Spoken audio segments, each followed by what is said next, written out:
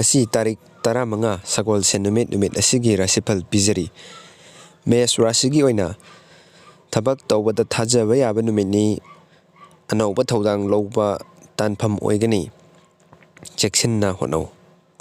Bris Rashigi oina sel thungi mari lainaba hiramda nungaiba paw tagani adubu sel thadabadi cheksillu.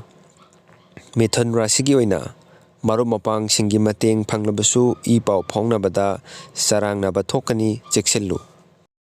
Karkat Rashigi oina yanadaba lairambasing yasinnaba ngamgani imung manunggi mari phagatchagani. Singha Rashigi oina miyamna sakhangbiba amasung ikai khumnabiba piri asauram kabadi tawgunu. Kaina Rashigi oina thabakki thaurang tawda mai pakkani haksanggi cheksillu chaba tumloi. Tula Rashigi oina yumban lambida ingna chikna legani lalol etikki thabak tawbada sendong phangani. Brisik Rashigi oina pukning ingthabagi tangai phadavalai asaubana nahakpu khudong thigani. Danu Rashigi oina thabak tawba honabada mai pakkani lam chatpa piri haksanggi cheksillu.